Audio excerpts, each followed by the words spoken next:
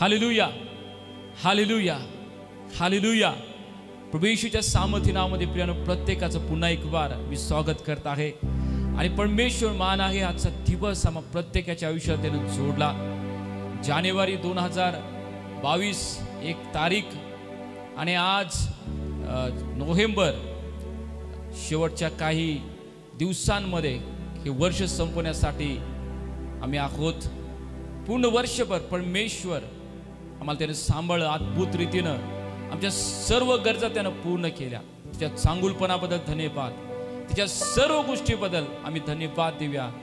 आमच्या प्रत्येक कमीपणामध्ये, आमच्या आजारामध्ये, आमच्या निराशामध्ये, आमच्या प्रत्येक गोष्टीमध्ये परमेश्वरानं त्याचं चांगुलपण दाखवलं म्हणून तुम्ही आणि मी आज जिवंत आहे. या मी आजची लिंक शेअर करूया. आजची वेळ आम्ही पवित्र आत्म्याच्या स्वाधीन करूया. आपलं जीवन पवित्र आत्म्याचं स्वाधीन करूया. मत्ती याचा 13वा अध्याय आणि 18 पासून 23 पर्यंत आम्ही वचन वाचून याची लाईव्ह भक्ती आपण सुरुवात करणार आहोत. मत्ती याचा 13वा अध्याय 18 पासून 23 पर्यंत. आता तुम्ही पेरणाऱ्याचा दाखला ऐकून घ्या. कोणी राजाचे वचन ऐकतो पण ते त्याला समजत नाही. तेव्हा तो दुष्ट येऊन त्याच्या अंतःकरणात पेरलेले ते हिरावून घेतो. वाटेवर पेरलेला तो आहे, खडकावर पेरलेला तो आहे की जो वचन ऐकतो व ते आनंदाने ग्रहण करतो, परंतु त्यास मूळ नसल्या कारणाने ते थोडाच वेळ टिकतो. आणि वचनामुळे संकटे आली किंवा छळ झाला म्हणजे तो लागलाच अडखळतो. काटेरी झाडामध्ये पडलेला तो आहे, तो वचन ऐकतो, परंतु संसाराची चिंता व द्रव्याचा मोह ही वचनाची वाढ खुंटवतात आणि तो निष्फळ होतो. चांगल्या जमिनीत पेरलेला तो आहे जो वचन ऐकून घेतो, समजतो, तो फळ देतोच देतो. कोणी 100 पट, कोणी 60 पट आणि कोणी 30 पट असे देतो. आपण प्रियानो गेल्या आठवड्यापासून आत्मिक जीवनामध्ये जी आत्मिकाचे फळ आहेत, आत्म्याचे फळ आहेत, ते येण्यासाठी आम्ही देवाच्या पवित्र शास्त्रामधून पाहत आहोत. 7 पायऱ्या आम्हाला पाहायच्या आहेत. गेल्या वेळी आपण एक पायरी पाहिलेली आहे. आज अजून एक पायरी पाहणार आणि जर वेळ असेल तर दुसरी पायरी सुद्धा आम्ही पाहणार. म्हणजे टोटल 3 पायऱ्या होतील आज. तर ज्या लोकांनी गेला संदेश मंगळवारचा पाहिला नसेल त्यांनी नक्कीच चॅनलवरती जाऊन आमच्या पाहावं. आत्मिक उन्नतीसाठी, आत्मिक फळ जीवनामध्ये येण्यासाठी, जीवनामध्ये कोणत्या गोष्टीची आवश्यकता आहे देवाच्या पवित्र शास्त्रामध्ये आम्ही पाहणार आहोत. ही वेळ आहे देवाची आराधना करण्याची. ही वेळ आहे की आराधनेच्या द्वारे परमेश्वर सांध्यामध्ये आम्ही जाण्याची. जिथं कुठं तुम्ही आहात, आपल्या घरामध्ये असताना आपले अंतःकरण परमेश्वरासाठी आम्ही उघडूया.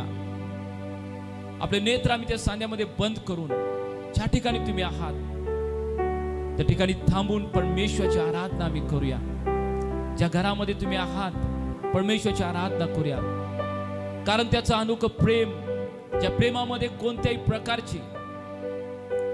प्रकारची कंडिशन नाही आहे, ते अनोखं प्रेम त्या परमेश्वरानं तुमच्यावरती आणि माझ्यावरती केलेलं आहे.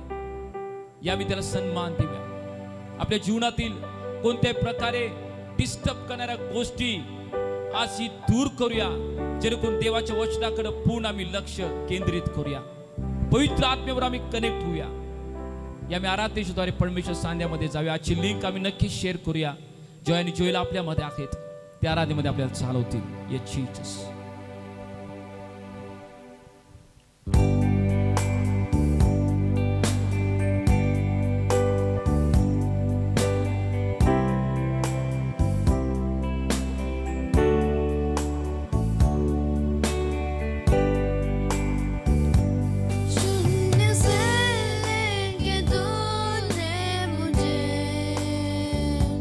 रच लिया अपने ही रूप में।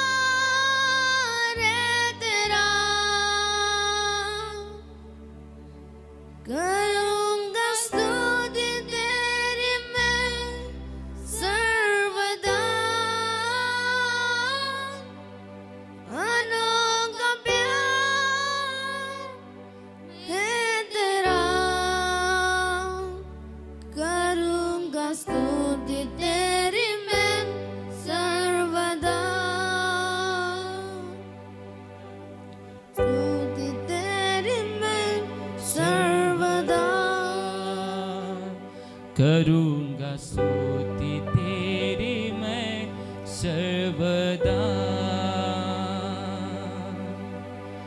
अनोखा प्यार है तेरा, करूंगा स्तुति तेरी मैं सर्वदा। अनोखा प्यार है तेरा, करूंगा स्तुति तेरी मैं सर्वदा। मग प्रत्येकावरती पित्यानं जगा वेगळं प्रेम केलं. गीतकार का म्हणतो अनोखं प्रेम आहे? गीतकार का म्हणतो ते जगा वेगळं प्रेम आहे? कारण माझ्या बहिणीनु, माझ्या भावानु, जगामध्ये जे प्रेम केलं जातं त्या कित्तर प्रेमामध्ये स्वार्थ असतो. स्वार्थ पाहून त्या ठिकाणी प्रेम केलं जातं. कोणत्या तरी गोष्टीची अपेक्षा ठेवून त्या ठिकाणी प्रेम केलं जातं. कोणत्या तर गोष्टीचा फायदा होईल या पोटी प्रेम केलं जातं. एक नियम लावून दिला आहे म्हणून प्रेम केलं जातं. लोक काय म्हणतील, काय विचार करतील म्हणून प्रेम केलं जातं. परंतु पित्याचं प्रेम या सर्वांपेक्षा वेगळं आहे. कारण त्यानं प्रेम करत असताना माझ्यावरती आणि तुम्हावरती कोणत्याही प्रकारचा स्वार्थ त्यानं पाहिला नाही. कोणत्याही प्रकारच्या त्या ठिकाणी त्यानं कंडिशन्स ठेवल्या नाहीत. ते प्रेम अनोखा आहे. ते प्रेम अनोखा आहे. ते प्रेम अनोखा आहे. ज्या प्रेमामध्ये कंडिशन नाही, ज्या प्रेमामध्ये कोणताही स्वार्थ नाही. आम्ही काही कामाचे नव्हतो. आम्ही परमेश्वराच्या कोणत्याही गोष्टीच्या उपयोगाचं नसताना परमेश्वर पित्यानं वचन सांगतं योहान 3:16 मध्ये आपला एकुलता एक पुत्र आम्हासाठी राखून न ठेवता त्यानं दिला. आपला प्रिय पुत्र. त्या प्रेमामध्ये कोणत्याही प्रकारचं कंडिशन नाही. ज्या प्रेमानं, ज्या येशूनं वधस्तंभावरती आपलं रक्त सांडून आम्हाला त्यानं विकत घेतलं. आणि जेव्हा येशू ख्रिस्त या भूतलावरती माझ्या बहिणीनु भावाने जीवन जगत असताना शास्त्री पुरुषी त्याला पाहायचे, म्हणायचे हा पाप्यांचा मित्र आहे, हा जकादाराचा मित्र आहे, हा वेश्यांचा मित्र आहे. आणि कितीतर लोकांनी त्याची निंदा केली, पण तू जे प्रेम त्याने त्या लोकांवरती केलं होतं, त्याने जे प्रेम आम्हावरती केलेलं आहे, कोणी काही म्हणेल त्याची त्याने पर्वा केली नाही. आज तुमचं हृदय त्या प्रेमासाठी भरलं जाऊ दे. आज तुमच्या हृदयामध्ये तो आनंद असू दे. आज तुमच्या हृदयामध्ये परमेश्वराला धन्यवाद असून ते निरंतर आणि सातत्य अनंत काळासाठी. आम्ही काही उपयोगाचे नसताना परमेश्वरानं प्रेम केलं. प्रभू, आम्ही तुझ्या अनोख्या प्रेमाबद्दल आम्ही तुला धन्यवाद देतो. आम्ही तुझ्या अनोख्या प्रेमाबद्दल तुला धन्यवाद देतो. जर आज तुम्हाला त्या पित्याच्या प्रेमाची जर आठवण होत आहे तर आपले हात उंच करून म्हणा की पित्या, आम्ही तुझ्या प्रेमाबद्दल धन्यवाद देतो. त्या ठिकाणी तुम्ही आहात त्याच्या प्रेमाची आठवण करा. म्हणा पित्या, मी तुझ्या प्रेमासाठी धन्यवाद देतो. येशू, मी तुझ्या प्रेमासाठी धन्यवाद देतो. पवित्र आत्म्या, मी तुझ्या प्रेमासाठी धन्यवाद देतो. जिथे तुम्ही आहात त्याला धन्यवाद द्या. जिथे तुम्ही आहात धन्यवाद द्या, धन्यवाद द्या. प्रत्येक तुमच्या जीवनामध्ये केल्या प्रत्येक चांगुलपणाविषयी त्याला धन्यवाद द्या, त्याला धन्यवाद द्या, त्याला धन्यवाद द्या, त्याला धन्यवाद द्या. होय प्रभू, आम्ही तुला धन्यवाद देतो. राजा, तुला मी धन्यवाद तुझ्या प्रेमाबद्दल. बाप्पा, आजची लाईव्ह भक्ती तो प्रत्येकाला आशीर्वादित कर प्रभू. ज्या ज्या लोकांनी आज या ठिकाणी युट्यूबच्या माध्यमातून जॉईन व्हावं तुझी इच्छा ते प्रत्येक जण सहभागी होऊ दे. बंद अडथळे मी तोडतो. इंटरनेट मधले, लाईट मधले, साऊंड मधले कोणते अडथळे मी तोडतो येशूच्या नामामध्ये. योहानेचा 8:32 वचन सांगतं, सत्य तुम्हाला समजेल, सत्य तुम्हाला बंधनातून मुक्त करेल. 36 मध्ये वचन सांगितलंय, पुत्र जेव्हा तुम्हाला बंधनातून मुक्त करेल तेव्हा तुम्ही खरेखुरे बंधनातून मुक्त होशीला. जो वचन आज आमच्या प्रत्येकाचे आशीर्वादाचं कारण ठरू दे. पवित्र आत्मा येतो मला चालव. पहिले योहान 2:27 मध्ये वचन सांगतं, पवित्र आत्मा तुम्हाला येईल, तो तुम्हाला शिकवेल, तो तुम्हाला चालवेल. तो पवित्र आत्मा मला चालवू दे. बंधन तोडतो, अंधकाराचे प्रत्येक कार्य तोडतो. समजण्यासाठी प्रत्येकाला अंतःकरण तो दे राजा. आदर गौरव तुला प्रार्थना मी येशूच्या नावात करतो. आमेन आमेन आमेन. Jesus, thank you Jesus, thank you father. धन्यवाद येशू, धन्यवाद धन्यवाद धन्यवाद धन्यवाद. Thank you Jesus, thank you father. Yes, हालेलुया. Thank you lord, thank you Jesus. परमेश्वर धन्यवाद त्याच्या सुंदर अशा उपस्थितीसाठी. आणि परमेश्वर आज आम्हामध्ये आहे आणि त्याच्या अनोख्या प्रेमाबद्दल आम्ही प्रत्येकाने परमेश्वर धन्यवाद दिलेला आहे. माझा विश्वास आहे ज्या ठिकाणी तुम्ही सहभागी झालेला आहात, ज्या ठिकाणाहून तुम्ही आज यूट्यूबशी जोडलेला आहात, आमच्या चॅनलवर जोडलेला आहात, परमेश्वर नक्कीच आज तुम्हा प्रत्येकाशी तो बोलणार आहे.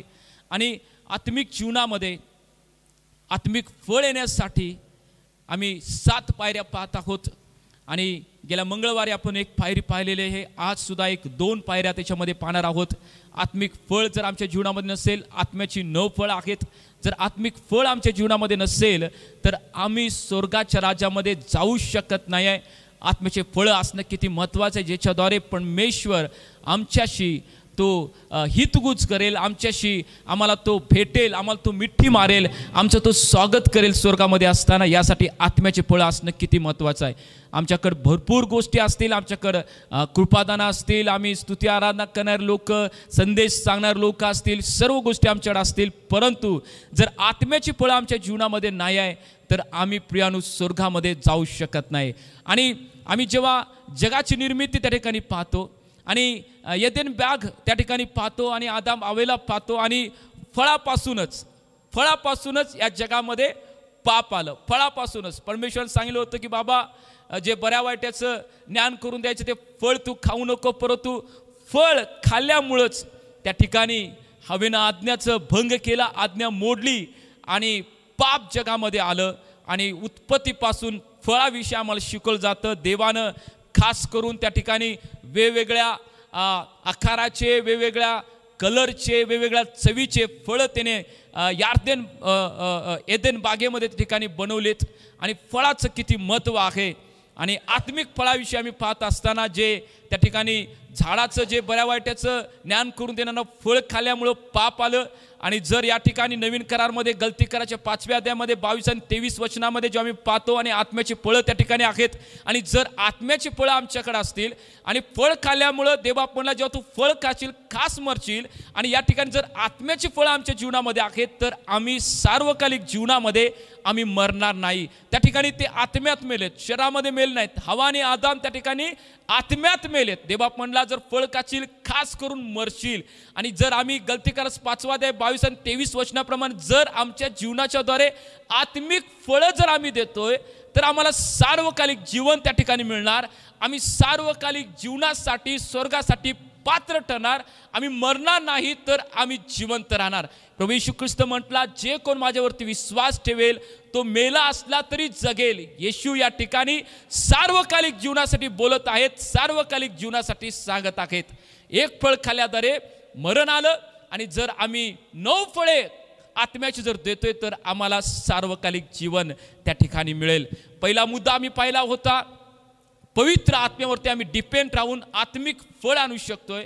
आजचा दुसरा मुद्दा आहे, जर आमच्या जीवनामध्ये आत्मिक फळ यायला पाहिजे तर कोणती गोष्ट आम्हाला शिकवते. मत्तय याचा 13वा अध्याय आणि 23 वचन आम्ही वाचूया. मत्तय कृतशुर्तमान याचा 13वा अध्याय आणि 23 वचन. आत्मिक फळ येण्यासाठी कोणत्या गोष्टीची आवश्यकता आहे? हा, चांगल्या जमिनीत पेरलेला तो हा आहे की तो वचन ऐकून ते समजतो, तो फळ देतोच देतो. कोणी 100 पट, कोणी 60 पट, तर कोणी 30 पट असे देतो. या ठिकाणी वचन स्पष्टपणे सांगतं. येशू ख्रिस्तानं पेरणाऱ्याचा दाखला सांगितला आणि वेगवेगळे मुद्दे त्या ठिकाणी येशू ख्रिस्तानं सांगितलेत की कुठं पडल्यानंतर उगवणार नाही, कोणाची वाढ खुंटते. आणि वचन त्या ठिकाणी येशू ख्रिस्त 23 मध्ये म्हणतात की कुठल्या जमिनीला त्या ठिकाणी उत्कृष्ट फळे येतील, 30 पट, 60 पट आणि 100 पट पीक येईल. येशू ख्रिस्त या ठिकाणी सांगतात, वचन सांगते चांगल्या जमिनीत पेरलेला तो आहे जो वचन ऐकून घेतो, जो समजतो, तोच फळ देतो. दुसरा मुद्दा, आत्मिक फळ येण्यासाठी आमच्या जीवनामध्ये वचन असणं महत्वाचं आहे. दुसरा मुद्दा, आमच्या जीवनामध्ये आत्मिक फळ येण्यासाठी वचन असणं महत्वाचं आहे. जर वचन आमच्या जीवनामध्ये नाही, आजचा मुद्दा तुम्ही समजून घ्या माझ्या बहिणींनो भावांनो, आत्मिक फळ येण्यासाठी जर आमच्या जीवनामध्ये जर वचन नाही आहे तर आमच्या जीवनामध्ये आत्मिक फळ येऊ शकत नाही. कित्येक लोकांना कदाचित वचन ठाऊक असतील, माहीत असतील, परंतु वचन ठाऊक असणं वेगळं आहे आणि ते वचन त्याच्या जीवनामध्ये असणं वेगळं आहे. वचनाचे रेफरन्सेस आम्हाला पाठ आहेत, वचन आम्हाला पाठ आहेत, तोंड पाठ आम्ही पटपट सांगू शकतो की तो लोक सांगतील, परंतु काय ते वचन आतमध्ये आहे काय, ते वचन त्याच्या जीवनात आहे काय. कधी कधी लोक आपल्या वैयक्तिक प्रार्थनेमध्ये बसले असताना सुद्धा वचन वाचत असताना त्याच्या जीवनामध्ये वचनाविषयी त्यांना गांभीर्य नसतं. काही लोक फक्त एक अध्याय वाचायचं म्हणून वाचतात, काही वाचलं त्यांना समजत नाही. जर एका तासानं तुम्ही विचारलं किंवा प्रार्थना करून उठल्यानंतर सुद्धा विचारलं की ब्रदर तुम्ही काय वचन वाचलं, सिस्टर तुम्ही काय वचन वाचलं, तर लोकांना ते सांगता येत नाही की एक तासापूर्वी, अर्ध्या तासापूर्वी त्यांनी वाचलेलं वचन त्या ठिकाणी त्यांच्या लक्षात राहत नाही, आठवणीत नसते. कारण फक्त त्यांनी वचन त्या ठिकाणी वाचलं, पण तू वचन आपल्या जीवनामध्ये घेतलं नाही. जर जीवनामध्ये वचन नसेल तर आम्ही आत्मिक फळ देऊ शकत नाही. ज्या लोका जीवनामध्ये वचन आहे, जे लोक वचनाप्रमाणे चालतात, ज्या लोकांनी आपल्या जीवनामध्ये वचन समजून घेऊन आचरण केलेलं आहे, तीच लोक जीवनामध्ये फळ देऊ शकतात. आणि काही लोकांचे प्रॉब्लेम असतात की वचन कसं वाचायचं त्यांना माहीत नसतंय. काही गोष्टी मी तुम्हाला सांगतो, समजून घ्या. वचन वाचत असताना आम्ही काही लोक आदलमधलं वाचतात, वचन कोणतंही उघडतात, कोणताही अध्याय उघडतात, काही लोक डोळं बंद करतात आणि वचन उघडतात आणि वचन वाचल्या म्हणतात की अशा पद्धतीने वचन वाचूया. माझ्यासाठी वचन काय, अजिबात कोणती गोष्ट त्यांना समजणार नाही आहे. काही लोक, एक व्यक्ती होता त्या रीतीने त्यानं वचन वाचलं, डोळं झाकलं आणि त्यानं वचन उघडलं त्या ठिकाणी आणि वाचलं, आणि माझ्यासाठी वचन आहे, आणि बोट फिरवत गेला आणि तिथं बोट ठेवला त्या वचनावरती म्हटला आणि वचन डोळे उघडला आणि वाचला, तर पाहते ते वचन होतं की यहूद्या इस्करियोतनं फाशी घेतली.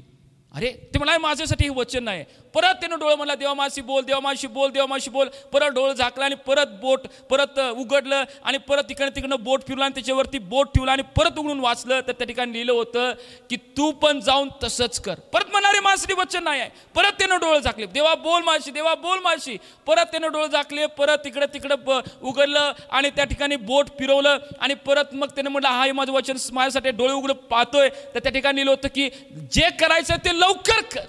हालेलुया. लोकांना आज वचन कसं वाचायचं माहित नाही आहे. पहिली गोष्ट, देवाचं वचन वाचत असताना संदेश तर आम्ही ऐकतोय. किती लोकांना मी पाहतो की युट्यूबमध्ये वेगवेगळ्या सेवकाचं वचन ते ऐकतात. काही लोक वचन कशासाठी वाचतात किंवा काही लोक वचन कशासाठी पाहतात. पहिली गोष्ट, लोक वचन यासाठी ऐकतात किंवा पाहतात, त्यांना ज्ञान वाढवायचं आहे. त्यांचं ज्ञान वाढवायचं आहे. इतरांपेक्षा मला अधिक समजतंय, इतरांपेक्षा बायबलमधल्या जे गुपित आहे, जे रहस्य आहे ते मला अधिक समजतंय. काही लोक देवाचं वचन ज्ञान वाढवण्यासाठी वाचतात. जे लोक देवाचं वचन ज्ञान वाढवण्यासाठी वाचतील, फक्त ज्ञान वाढवायचं आहे. बाबा काय त्या ठिकाणी लिहिलं होतं, इतिहासामध्ये काय लिहिलं होतं, का त्या रीतीनं अशा गोष्टी झाल्या, प्रकटीकरणामध्ये असं काय, फक्त ज्ञान वाढवण्यासाठी. आणि त्या ज्ञानाच्या द्वारे फक्त आम्ही पुशारकी मानण्यासाठी देवाचं वचन वाचतोय किंवा देवाच्या वचनाचा अभ्यास करतोय. त्या व्यक्तीच्या जीवनामध्ये गर्व त्या ठिकाणी घुसून त्या ठिकाणी तो पडू शकतोय, देवापासून दूर जाऊ शकते. वचन स्पष्टपणे सांगते, ज्ञान फुगवते व तू प्रीती इतरांची उन्नती करते. काही लोक वचन वाचतात, पहिला आम्ही पाहिलं, कोणत्याही त्याच्याकडं व्यवस्थित आखणी नसते, कोणतेही उघडतात, काही उघडतात आणि वाचतात, त्यांना आजूचं माजूचं काही माहीत नसतं. अशा पद्धतीनं वचन आम्हाला वाचायचं नाही आहे.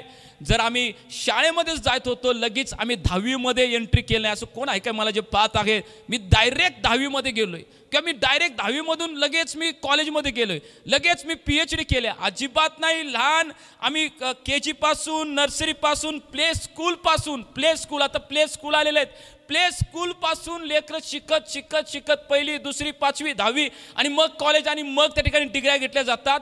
परंतु ख्रिस्ती जीवनामध्ये लोकांना वचन जर समजून घ्यायचंय, वाचायचं, तर उत्पत्तीपासून जुन्या करारामध्ये आम्ही वाचायचं आहे आणि नवीन करारामध्ये आम्ही वाचत असताना मत्तईच्या पुस्तकापासून वाचायचं आहे आणि मग एक एक अध्याय गडबडीनं अजिबात वाचू नका. एका ठिकाणी मी त्या ठिकाणी संदेश सांगायला एका चर्चमध्ये ठिकाणी मी गेलो होतो आणि वचनाविषयी सांगत असताना मी म्हटलं, कोण किती अध्याय वाचतंय. त्या ठिकाणी एक मुलगी बसली होती, तरुण मुलगी, लग्न झालेली.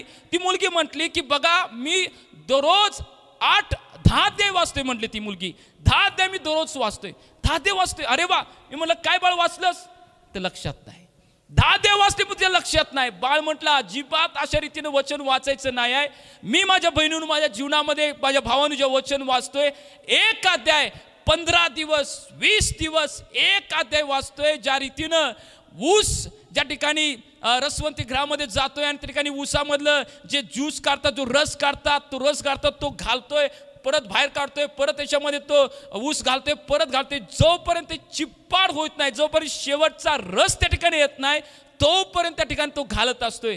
देवाचं वचन आम्ही ते एक रस काढल्यासारखं, त्याच्याचं रहस्य येण्यासाठी, रहस्य आम्हाला जीवनामध्ये कार्य करण्यासाठी अशा पद्धतीने वचन आम्ही वाचलं पाहिजे. काही लोक तसं वचन वाचत नाहीत, पट वाचत जातात. वचन त्याच्या जीवनामध्ये कार्य करत नाही आहे. आम्ही पाहत आहे की आत्मिक जीवनामध्ये फळ येण्यासाठी वचन आमच्या जीवनामध्ये असणं महत्त्वाचं आहे. वचन वाचण्याची पद्धत आम्हाला माहीत पाहिजे. पहिलं आम्ही समजलं की आदलं अजिबात वाचायचं नाही. उत्पत्तीपासूनचे जे लोक वाच आणि जे नवीन लोक आहेत, काही लोक आज नवीन मला पाहत असतील, नवीन लोकांनी जुना करार पूर्ण समजून घेतल्याशिवाय, नवीन करार पूर्ण समजून घेतल्याशिवाय जुना करार आम्ही वाचण्याकडे लक्ष घालू नये, नाहीतर समजणार नाही. भरपूर त्या ठिकाणी मिस्टेक आहे. जेव्हा एकदा नवीन करार तुम्हाला एकदम परफेक्ट समजणार, मग जुन्या करार आम्ही वाचायला त्या ठिकाणी जाऊया. परंतु नवीन लोक आहेत, मला जुना करार वाचायचा आहे, मग वेगवेगळे प्रश्न त्या ठिकाणी निर्माण होतात. काही प्रश्न असे लोक विचारतात, कधी हसायला येतंय. अशा प्रकारचे प्रश्न लोक जुन्या काळातून विचारतात. म्हणून नवीन जे लोक आहेत, आत्ता देवामध्ये वाढत आहेत, एक 6 महिने 1 वर्षभर आले, नवीन करार त्या लोकांनी 5 ते 10 वेळा जेवढं वाचला तेवढं एकदा परफेक्ट तुम्हाला नवा करार समजेल.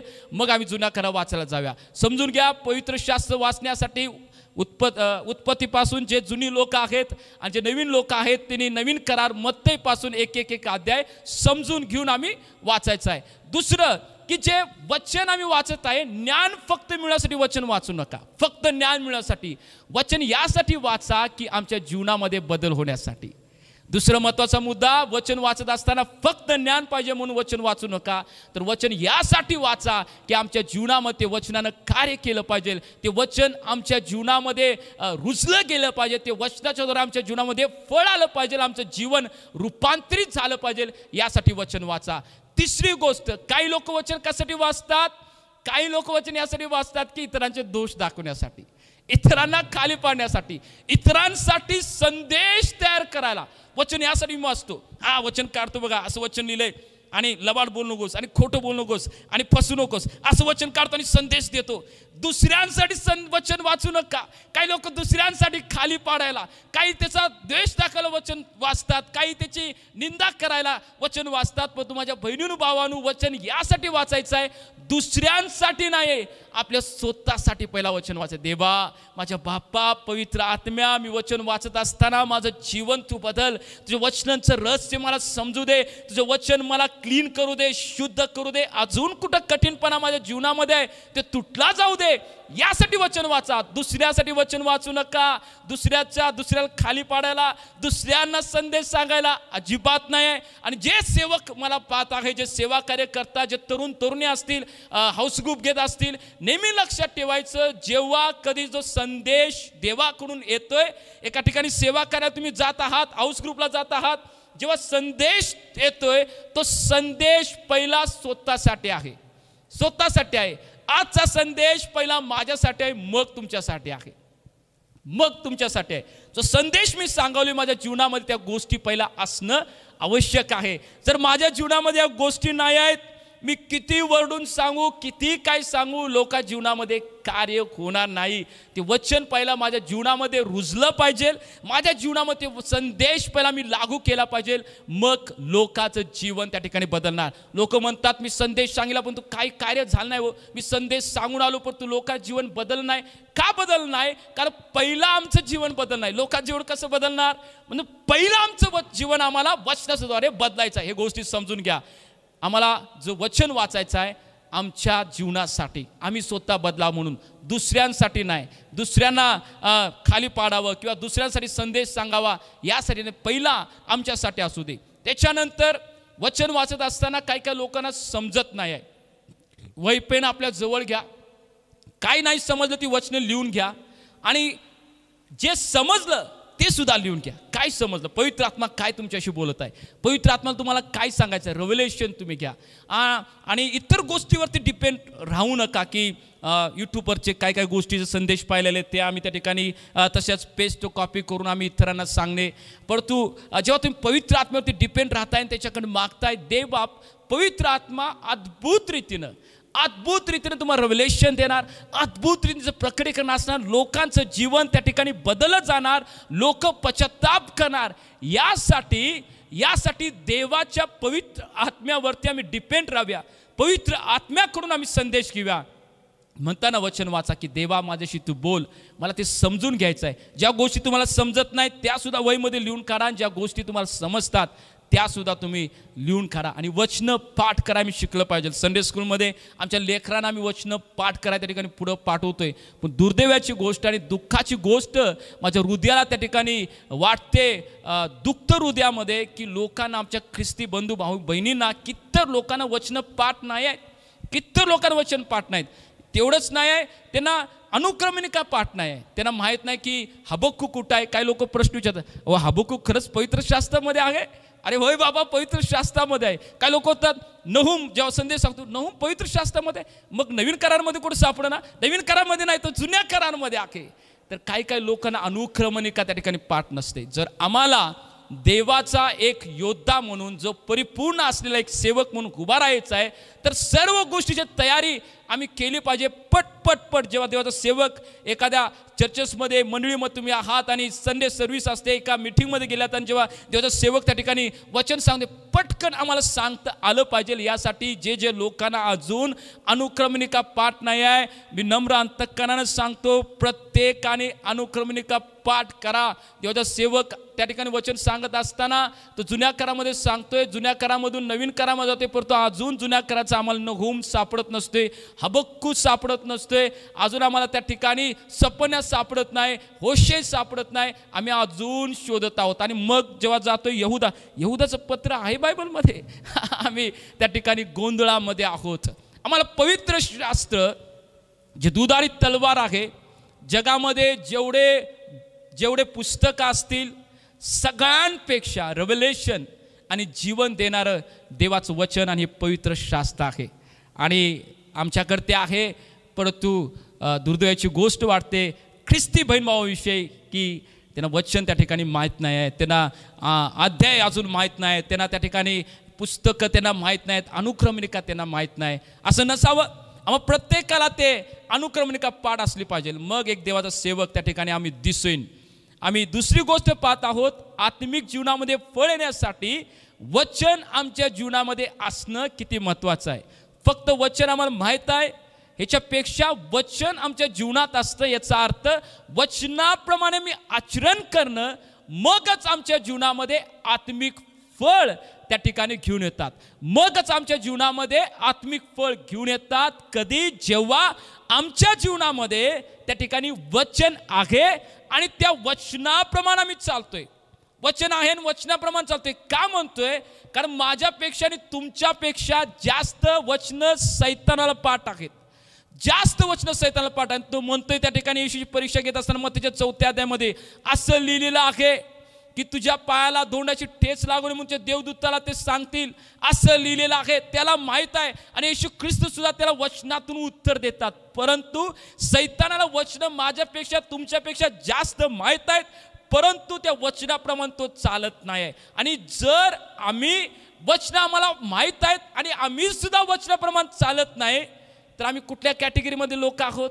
देवाच्या, येशूच्या का आम्ही सैतानाच्या? कारण सैतानानं वचन फक्त सांगितलं, पण तू आचरण त्याच्या जीवनामध्ये नव्हतं, अजून सुद्धा नाही आहे. वचन माहीत आहेत, त्याला सर्व माहीत आहे, परंतु आचरण नाही आहे. येशू ख्रिस्तानं वचन सांगितलं आणि त्या जीवनामध्ये ते आचरण होतं. आम्ही कुठल्या कॅटेगरीमध्ये आहोत? आम्हाला वचन माहीत आहेत, आम्हाला अध्याय सकट माहीत आहे, परंतु जर आम्ही आमच्या जीवनामध्ये वचनाप्रमाणे आचरण करत नाही तर आम्ही सैतानाच्या बाजूचे लोक होणार. परंतु जर आम्हाला वचन ठाऊक आहेत आणि आम्ही आचरण करतोय, आम्ही येशूच्या बाजूची लोक आहोत. किती लोक आमच्यामध्ये आहेत म्हणतील की मला वचन माहीत आहे आणि मी त्याप्रमाणे चालतो, मी वचन चालणारा व्यक्ती आहे, मी येशूच्या बाजूचा आहे. किती लोक आहेत का आमच्यामध्ये म्हणतील की मी येशूच्या बाजूचा आहे, मी येशूच्या बाजूचा आहे?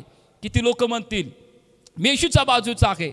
असाच व्यक्ती त्या ठिकाणी कमेंट करू शकतो, अशीच बहीण, असाच भाव, तरुण तरुणी कमेंट करू शकते, जी वचनं माहीत आहेत आणि त्या वचनाप्रमाणे ती चालते, वचनाप्रमाणे ती आचरण करते. अशीच व्यक्ती त्या ठिकाणी म्हणते की मी मी मी येशूच्या बाजूचे आहे.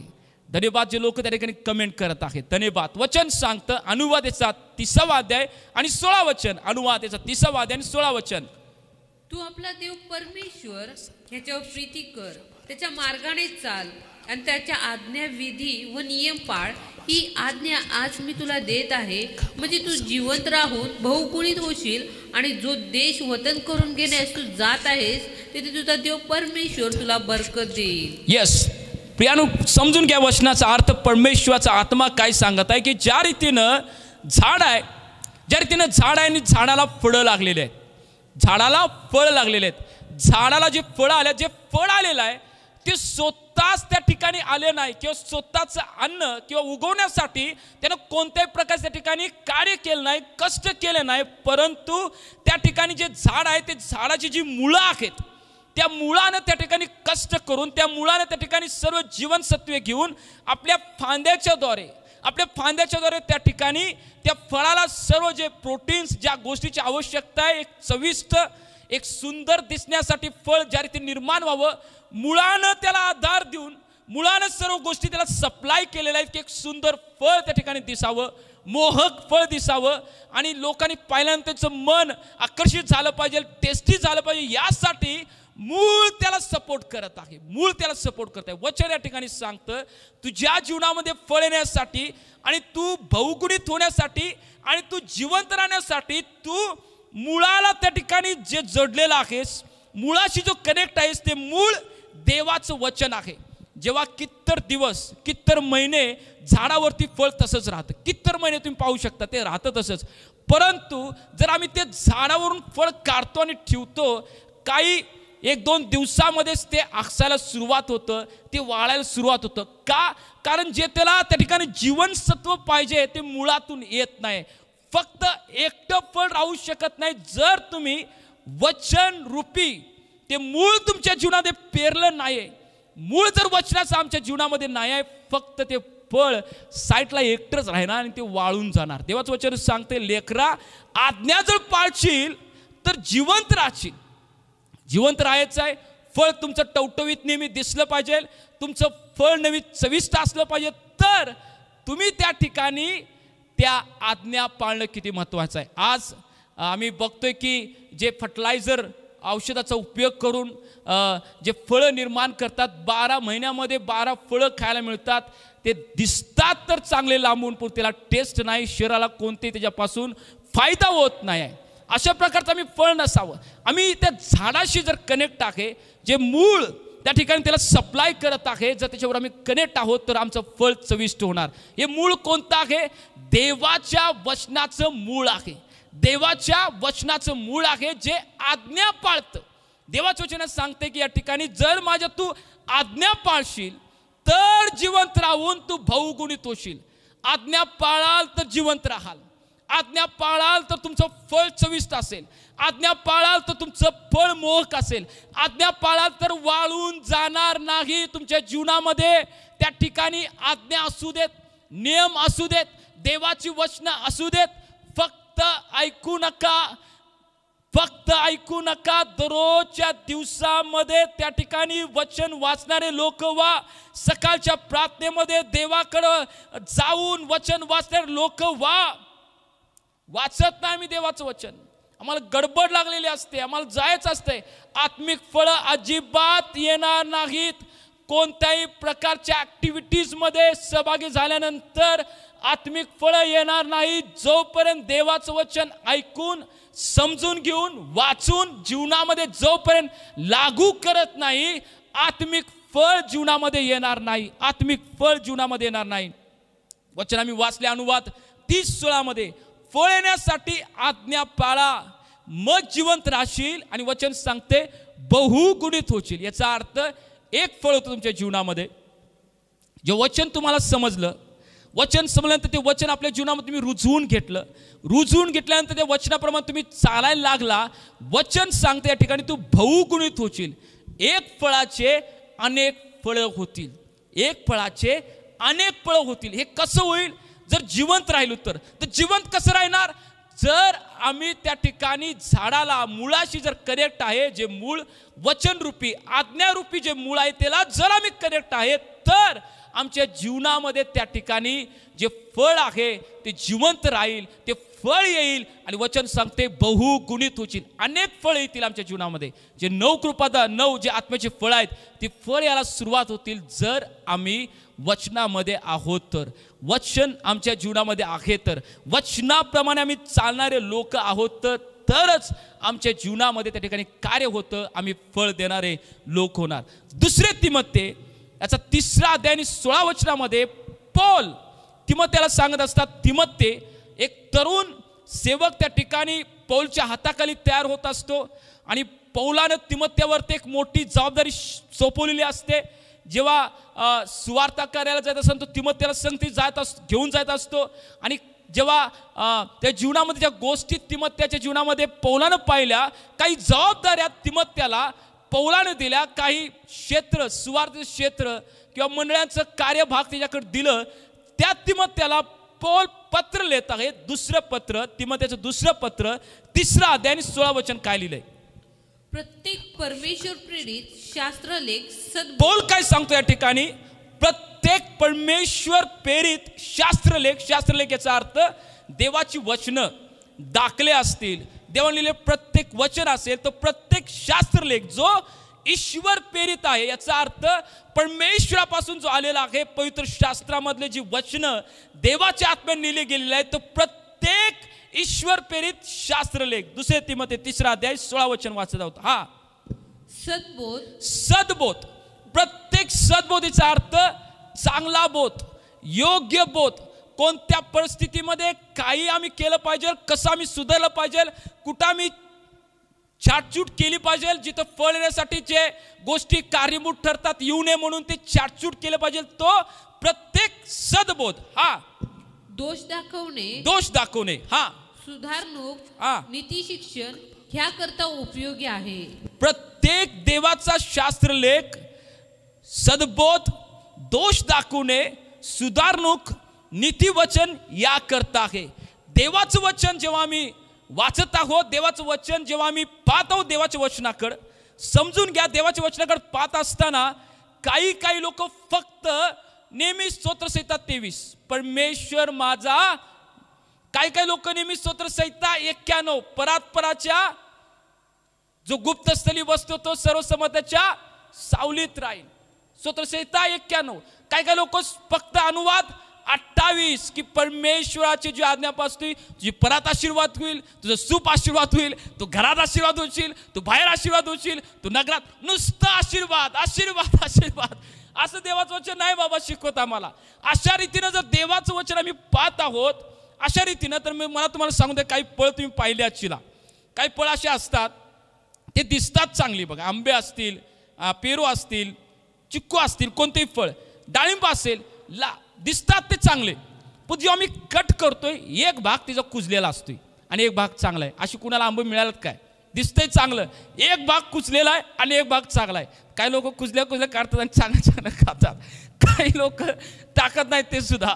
मग काही भाग त्या ठिकाणी कुजलेला असतो आणि काही भाग चांगला असतोय.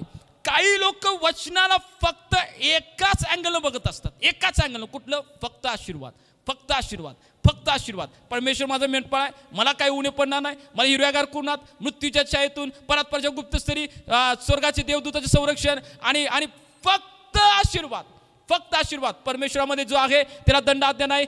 परमेश्वर मला की 3:18 दान दशांश, समृद्धी, घर भरणार, प्रॉपर्टी वाढणार, नीतीसुद्धा 10:22 समृद्धीचा आशीर्वाद, अब्रामाला दिला आशीर्वाद, परमेश्वर तुझी ढाल, तुझं प्रतिफळ, जास्तीत तिकडे आशीर्वाद. फक्त जी लोक एकाच अँगलनं देवाकडे बघतात, देवाच्या वचनाकडे पाहतात, एकाच अँगलनं त्यांचं फळ एका साईडनं कुजलेलं आहे. त्याचं फळ एका साईडनं कुजलं, कारण एकाच साईडला फक्त एकाच अँगल तिने बघितले. नुसतं आशीर्वाद, नुसतं आशीर्वाद. वचन सांगते, देवाचं वचन प्रत्येक ईश्वर प्रेरित शास्त्रलेख, सद्बोध, सद्बोध जे देवाच्या वचनाकडे मी वाचायला लागलोय, पाहतो की देवाला विचारायला लागलोय, देवा मला या वचनातून बोध कर, देवा माझा दोष दाखव, देवा माझ्या तू सुधारणूक कर, देवा मला नीतीचं शिक्षण दे, नीती मार्गाने जावं यासाठी मला तू शिक्षण दे प्रभू. या पद्धतीने जर कोण देवाचं वचन वाचतोय आणि स्वीकारतोय, एखादा देवाचा सेवक सांगा लागलाय आणि जेव्हा तो देवाचं वचन दोष दाखवायला, ज्यावेळी आम्ही देवाचा सेवक दाखवायला सुरुवात करतोय, काही लोक संडे भक्तीमधून किंवा ज्या मीटिंग्स असतात उठून जायला लागतात, कारण त्यांना दोष दाखवणं आवडत नाही, कारण त्यांना ते कठीण जातं. का? कारण पवित्र शास्त्राची वचन एकाच अँगलने नेहमी तिने बघितलेत.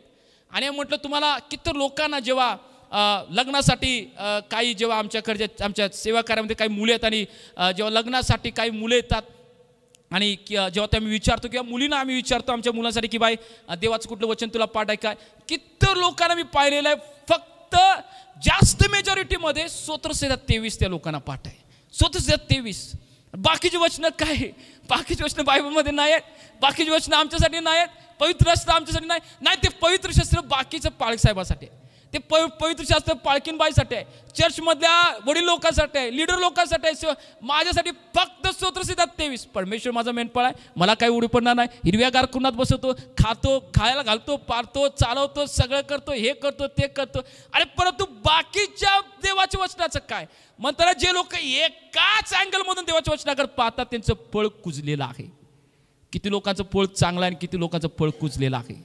किती लोकांचं फक्त आम्हाला आशीर्वादाचेच फक्त संदेश पाहिजे आहेत, आशीर्वादाचेच वचन आम्हाला पाहिजे आहेत.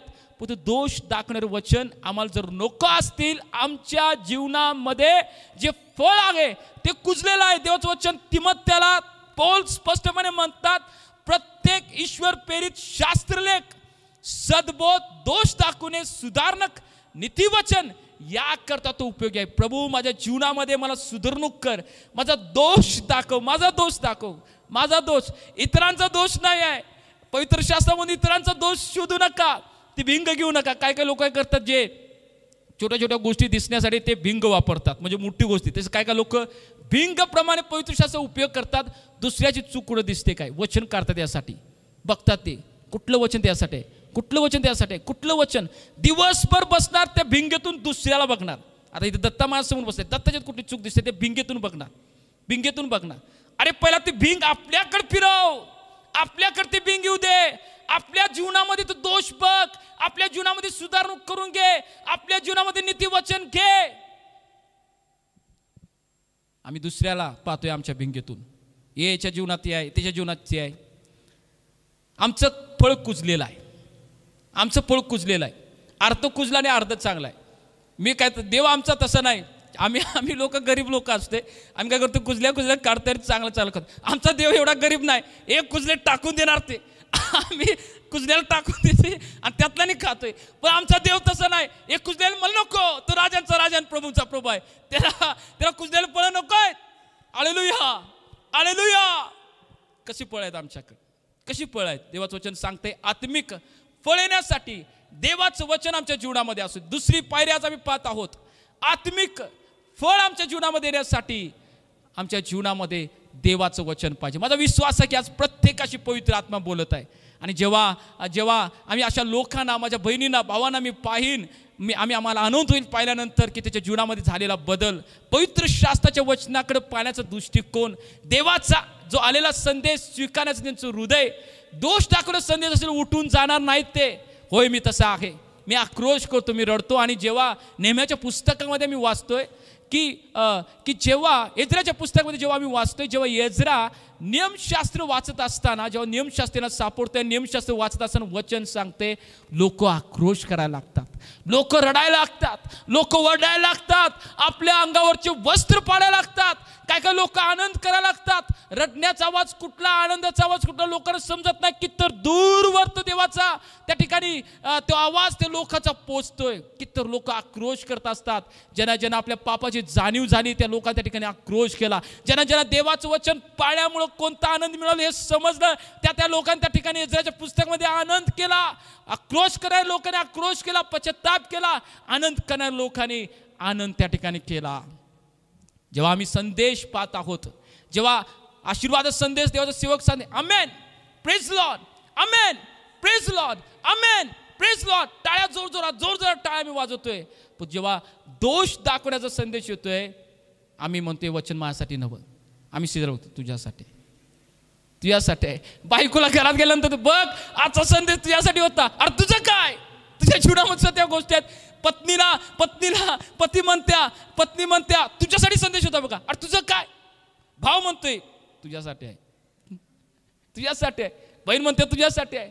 अरे आमच्या जीवनामध्ये काय, आमचं जीवन कधी बदलणार. वचन सांगते तिमोथेला पौल म्हणतात देवाचा ईश्वर प्रेरित जो शास्त्र लेख आहे, प्रत्येक सद्बोध, दोष दाखवणे, सुधारणक नीतिवचन या करता आहे. आणि माझा विश्वास आहे जेवढे लोक मला पाहत आहेत येत्या दिवसामध्ये मी पाहणार त्याच्या जीवनामध्ये परमेश्वरानं बदल केलेला, त्याचं फळ कुजलेलं नसणार. जेव्हा फळ परमेश्वरासमोर ते येईल, परमेश्वर ते स्वादिष्ट, दिसायला मोहक, चविष्ट फळ पाहून देव आनंद करेल. अरे माझ्या लेकरा जीवनामध्ये उत्तम फळ आले. Hallelujah, hallelujah. माझा विश्वास आहे की येत्या दिवसामध्ये प्रत्येक जण त्या रीतीने होणार, कारण तुम्ही स्वीकारणारे लोक आहात, तुम्ही बदल करून घेणारे लोक आहात आणि देवाला त्या गोष्टीचा आनंद आहे. जेवढे लोक आज मला पाहत आहेत, वचन स्वीकारून बदलणार तुम्ही लोक आहात. तुम्ही परमेश्वर समोर नम्र होणारे, परमेश्वर समोर झुकणारे लोक आहात. आणि नक्कीच तुम्हाला प्रत्येकाच्या जीवनामध्ये आत्मिक फळ यायला सुरुवात होतील. आजच्या प्रत्येकाने तो विषय समजून घ्या की देवाचं वचन आमच्या जीवनामध्ये असणे आणि देवाच्या वचनाप्रमाणे आम्ही चालणे आमच्या जीवनामध्ये आत्मिक फळ त्या ठिकाणी घेऊन येतात. पहिले पेत्र्याचा 2 अध्याय 2 आणि 3 वचन आम्ही त्या ठिकाणी वाचूया. प्रभू कृपाळू आहे ह्याचा तुम्ही अनुभव घेतला आहे, तर तारणासाठी तुमची आध्यात्मिक वृद्धी व्हावी म्हणून तुम्ही नूतन जन्मलेल्या बालकासारखी निर्या दुधाची इच्छा धरा. वचन सांगते की तुमची आध्यात्मिक वृद्धी व्हावी म्हणून नूतन जन्मलेल्या म्हणजे नवीन जन्मलेल्या बाळासारखे निर्या, याचा अर्थ प्युअर शुद्ध दुधाची तुम्ही इच्छा धरा. आता लहान लेकरू असते बघा, कधी जे माझ्या माता आहेत त्यांना त्याच्या लेकराविषयी माहीत आहे, किंवा ज्यांचं लग्न झालेलं आहे आपल्या लेकराविषयी त्यांना माहीत आहे की जेव्हा ते बाळ जन्माला येतं,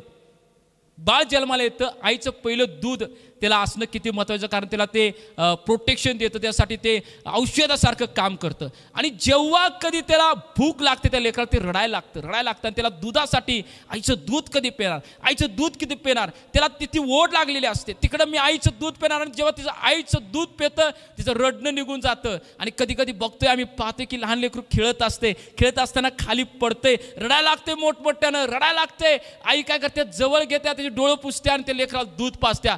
ते लेकरू आपलं दुखणं विसरते, ते लेकरू आपलं रडणं विसरते. आईच्या दुधामध्ये ताकद आहे, तसंच परमेश्वराच्या वचनामध्ये ताकद आहे. वचन सांगते दुधाची, निर्या दुधाची, वचनासाठी जे निर दूध आहे त्याप्रमाणे आपली इच्छा तुम्ही धरा. एक शुद्ध वचन आपली इच्छा तुम्ही धरा. जर तुम्ही पडलाय देवाचं वचन प्या, जर तुम्ही निराश झालाय देवाचं वचन प्या, जर तुम्हाला भूक लागल्या देवाचं वचन प्या. आम्ही वचन सांगते बालकासारखी आमची इच्छा असावी. पण काही लोक देवाच्या वचनाविषयी प्रौढ झालेले आहेत. आता त्यांना देवाचं वचन नको वाटतंय. जसं आईचं वचन मोठं झाल्यानंतर, आईचं दूध मोठं झाल्यानंतर लेकरं पित नाहीत, तसं काही लोकांना प्रौढ झाल्यात वचनाविषयी. आता मला वचनाची काय आवश्यकता नाही. वचन वाचलं की मी 5 वर्षापूर्वी पूर्ण बायबल वाचून काढलंय, आता मला काय आवश्यकता नाही आहे. काय मी वचन सगळी तोंडपाठ आहेत, सगळी मला वचन माहित आहेत, पूर्ण वाचून झालेलं आहे, काही आवश्यकता नाही आहे. तेव्हाच वचन सांगते तुमची आध्यात्मिक वृद्धी व्हावी म्हणून. आध्यात्मिक वृद्धी याचा अर्थ आध्यात्मिक तुमची वाढ व्हावी म्हणून नूतन नवीन जन्मलेल्या बालकासारखं निर्या दुधाची, शुद्ध दुधाची, शुद्ध वचनाची तुम्ही आवड धरा. सुरुवातीला ज्याने तुम्ही पवित्र शास्त्र वाचण्याची तुमची धडपड होती तीच धडपड असू दे. किती लोकांना माझ्या जीवनामध्ये पाहिलेलं आहे, पवित्र शास्त्र त्यांच्याकडे नव्हतं, देवाकडे आल्यानंतर त्यांना ते पवित्र शास्त्र मिळावं म्हणून काही लोकांनी पैसे नव्हतेत, काही लोकांनी उधार घेऊन त्या ठिकाणी पवित्र शास्त्र घेतलं, काही लोकांनी त्या ठिकाणी वचनं पाठ केली. माझ्या जीवनामध्ये जेव्हा मी ख्रिस्तामध्ये आलो, प्रभूला स्वीकारलं, माझी कुटुंबाची गरीब परिस्थिती होती, घरची लोक विश्वास ठेवत नव्हती, पण तुम्हाला पवित्र शास्त्र पाहिजे होतं. नवा करा होता माझ्याकडे, पण तुम्हाला पवित्र शास्त्र पाहिजे होता, पण पैसे नव्हतं. पैसे आणणार कुठनं? 100 रुपयाला त्यावेळी पवित्र शास्त्र होतं. मग आमच्या पालकांना मी सांगितलं की मला वचन पवित्र शास्त्र पालक साहेब मला पाहिजे. ते म्हटलेत की तुला देतो पवित्र शास्त्र, तू वचन पाठ कर. मी वचन पाठ केली. जवळजवळ मला वाटते 10 ते 15 वचनं मी त्यावेळी, मला वाटते मी 8वीला होतो, आणि वचनं पाठ केली. पटापटा वचनं सांगितली. पाळक साहेबांनी ते मला वचन दिलं. हे पवित्र शास्त्र माझं 1998चं पवित्र शास्त्र अजून माझ्याकडे आहे, अजून मी वाचतोय. दुसऱ्यांदा त्याला बायडिंग केलेलं आहे, अजून पहिल्याचं बायडिंग फाटलं, 2 आता 3रं बायडिंग त्याला केलेलं आहे. देवाच्या निरा दुधाची मी इच्छा धरतोय. काही लोक देवाचं वचन घेतात, पवित्र शास्त्र घेतात, तळमळीनं घेतात, पण तू जेव्हा जे प्रेम सुरुवातीला होतं पवित्र शास्त्राला लोक नंतर विचारत नाहीत. कुठं ठेवलंय त्यांना माहीत नसतं. मित्राच्या घरात राहिलेला आहे, कुठं राहिले त्याला माहीत नसतं. त्याची बॅग मित्रावर तो गेला असते, त्याची बॅग त्या मित्राच्या घरात, आणि पवित्र शास्त्र त्या बॅगेमध्ये, ते तिथंच राहते, याला माहीत नसते. जे प्रेम देवाच्या वचनाविषयी आम्ही सुरुवातीला आल्यानंतर देवाच्या वचनाविषयी जे होतं, काही दिवस गेल्यानंतर आम्ही प्रौढ होते देवाच्या वचनाविषयी, आम्हाला काळजी वाटत नाही. काही लोक सुरुवातीला देवाचं वचन एवढं जवळ घेऊन आपल्या हृदयाशी ठेवून ते घेतात, परंतु जसे ते प्रौढ होत जातात, मोठे व्हायला लागतात देवाच्या वचनाविषयी, पवित्र शास्त्र त्यांच्यापासून दूर जाते, लांब जाते. पवित्र शास्त्र लांब जाते आणि दुसरं कोणतरी जवळ येते. पवित्र शास्त्र दूर जाते. पवित्र शास्त्र पहिला हृदयाजवळ होतं, इतर हृदयाजवळ असं धरून राहणार, हृदयाजवळ वाचणार, आणि जसं प्रौढ झाला पवित्र शास्त्र दूर गेलं, दुसरं कोणतरी जवळ आलं. कोण दुसरं जवळ आलं आम्ही स्वतःला विचारूया. देवाचं वचन सांगतंय की तुमची आत्मिक वृद्धी होण्यासाठी नूतन जन्मलेल्या बाळासारखे निर्या दुधाची इच्छा धरा. हाय काय कोण लोक ते म्हणतील, सांगतील की मी 5 वर्षापूर्वी 10 वर्षापूर्वी जे देवाचं वचनाविषयी मला प्रेम होतं, जी तळमळ होती, जी ताण होती, अजून सुद्धा मला ती ताण आहे. कंटिन्यू मी देवाचं वचन वाचतोय, कंटिन्यू देवाच्या वचनामध्ये शोधते. वाचलेली वचनं माझ्या बहिणीनं भावानं हा खजाना आहे, हा खजाना आहे, हा खजाना आहे. मी 22 वर्ष झाले देवाचं नवीन शास्त्र पवित्र शास्त्र, 24 वर्ष झाले मी देवाचं पवित्र शास्त्र किती वेळ वाचून झालं, पण तू वाचत असताना नवीन प्रकटीकरण येते, नवीन प्रकटीकरण, प्रत्येक वेळी नवीन प्रकटीकरण. काल वाचलेला अध्याय आज वाचले, परत नवीन प्रकटीकरण आहे. 15-15, 20-20 दिवस एक अध्याय मी त्या ठिकाणी वाचतोय, आणि देव ते वचनाचं प्रकटीकरण देतोय. देवाच्या वचनाविषयी आम्हाला ती ताण असू दे, आम्हाला भूक असू दे, जर आत्मिक फळ आमच्या जीवनामध्ये यायला पाहिजे तर. याकोब याचा पहिला अध्याय 21 वचन आम्ही वाचू. याकोब याचा पहिला अध्याय 21 वचन. याकोब याचा पहिला अध्याय 21 वचन. याकोब याचा सर्व मलिनता हा व उच्चंबळून आलेला दुष्टभाव सोडून तुमच्या जीवाचे तारण करावयास समर्थ असे मुळावलेले व वचन सौम्यतेने स्वीकारा. वचन सांगतंय ज्या झाडाला येशू ख्रिस्त म्हटलेत की फळ येत नाही ते तोडून टाकण्यात येईल. याकोब याचा पहिला अध्याय 21 वचन. ज्या झाडाला प्रभू येशू ख्रिस्त म्हटले की त्या ठिकाणी की जे झाड फळ देत नाही त्याला तोडून टाकणार, आणि प्रत्येक झाडाला त्या ठिकाणी मुळाची कुऱ्हाड ठेवलेली आहे. आणि एक दाखला आम्हाला त्या ठिकाणी माहीत आहे की तो येतोय मालक आणि मग ते झाड तोडून टाकतो. मग ते नाही प्रभूजी, माळी म्हणतोय अजून थोडे दिवस जाऊ दे, मी खत पाणी घालतो म्हणजे त्याच्यामध्ये फळ येईल. येशू ख्रिस्त तो त्या ठिकाणी माळी त्या ठिकाणी म्हणतोय, तो माळी प्रभू येशू ख्रिस्त आहे.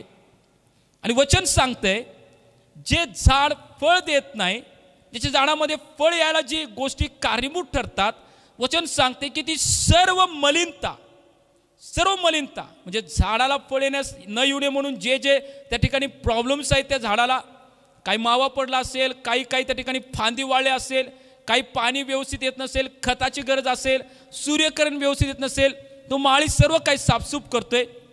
साईटला वाढलेलं तण काय होतं, साईटला वाढलेलं तण म्हणजे काय होतं की झाड तर व्यवस्थित आहे, माळी तर खत व्यवस्थित घालायला आहे, पाणी तर व्यवस्थित घालायला लागलाय, पण तू जे ताकद त्या खतातून त्याला यायला पाहिजे, जी ताकद त्याला खतातून यायला पाहिजे, साईटला वाढलेलं जे तणकट असते, जे तण, ते काय करते त्याचं फळ खात, त्याचे जे ते जे अन्न आहे त्याचं अन्न ते खायला लागते आणि झाड तेवढंच राहते, परंतु तणकट साईडचं वाढ जाते.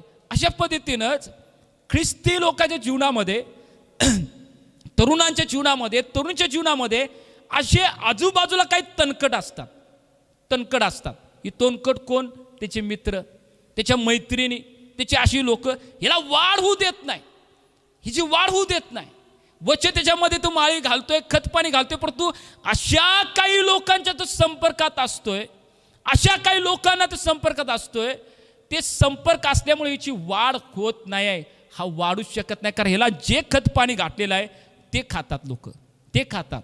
अरे पाळक साहेबांना आम्हाला सांगितले की नाही बाबा आम्ही त्या ठिकाणी पिक्चरच्या गाण्यावरती नाचायचं नाही, नाही बाबा आम्ही ते वाईट गोष्टी पाहायच्या नाहीत. साजूचे साईटला जे वाढले तणकड असते का नाही, काय होते, एकदा नाचायचं. पाळकसाहेब कुठं बघायला आहेत, एकदा नाचायचं, एकदा गीतं म्हणायची. मला दुःख वाटतंय काय बहिणी जेव्हा स्तुती आराधना करायला त्या ठिकाणी असतात आणि मी त्यांना पाहिलेलं आहे की ते बाहेर जेव्हा कॉलेजमध्ये जातात किंवा कामाच्या ठिकाणी जातात, एखादा त्यांचा प्रोग्राम येतोय त्या ठिकाणी ते पिक्चरची गीतं गातात. जी बहीण स्तुतीने आराधना करणारी बहीण, देवाचं नाव उंच करणारी बहीण, ती त्या ठिकाणी त्याच्या कॉलेजच्या प्रोग्राममध्ये, त्याच्या त्या ठिकाणी कामाच्या प्रोग्राममध्ये पिक्चरची गाणीचं जेव्हा ते प्रोग्राम सुरू असतं ती बहिणी पण त्याच्यामध्ये सामील होते. तणकट आजूबाजूला वाजले तणकट त्या ठिकाणी त्याची वाढ खुंटवते. किती लोकांच्या आजूबाजूचे तणकट आहे समजून घ्या, विचार करा. माझ्या आजूबाजूला किती तणकट आहे ते मी कट करतो, मी काढून टाकतो.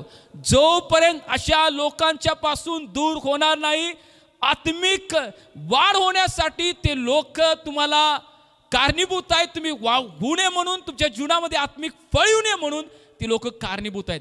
ते तणकट काढून टाका, ते तणकट साईडला करा. वचन या ठिकाणी सांगतंय, म्हणून सर्व मलिनता व उचळंबळून आलेला दुष्ट भाव सोडून तारण होण्यासाठी मुळावलेले वचन सौम्यतेने स्वीकार करा. मुळलेलं वचन, जे मुळवते वचन, जे पेरलं जाते वचन, ते स्वीकारा.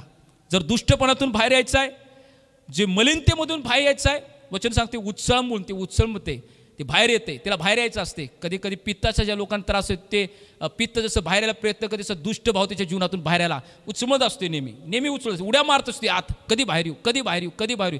जर वचन तुमच्या जीवनामध्ये आहे, त्या उचमलेल्या दुष्ट स्वभावाला तुम्ही अडवू शकताय. दुसरी गोष्ट देवाच्या पवित्र शास्त्रामध्ये आम्ही पाहत आहोत, जर आत्मिक जीवनामध्ये फळ यायचं आहे, दुसरी गोष्ट आमच्या जीवनामध्ये वचन असलं पाहिजे. माझा विश्वास आहे की तुम्हाला हे समजलेलं आहे. तिसरा मुद्दा आम्ही पाहूया, आत्मिक जीवनामध्ये फळ येण्यासाठी तिसरा मुद्दा. पहिला मुद्दा मी पाहिला की त्या ठिकाणी पवित्र आत्म्यावरती डिपेंड असेल. जर तुम्ही आहात तर कमेंट्समध्ये टाका त्या ठिकाणी पहिला मुद्दा कोणता, दुसरा मुद्दा कोणता, आणि तिसरा मुद्दा आत्मिक जीवनामध्ये फळ येण्यासाठी जुन्या जीवनाला मारायचं आहे, जुन्या स्वभावाला मारायचं आहे. जोपर्यंत जुन्या स्वभावाला मारणार नाही, आत्म्यामध्ये फळ येणार नाही.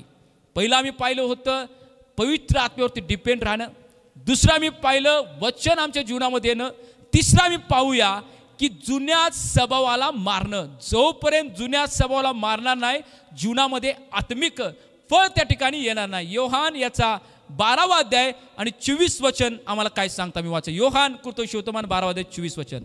मी तुम्हाला खचित सांगतो, गव्हाचा दाणा जमिनीत पडून मेला नाही तर तो एकटाच राहतो, आणि मेला तर पुष्कळ पीक देतो.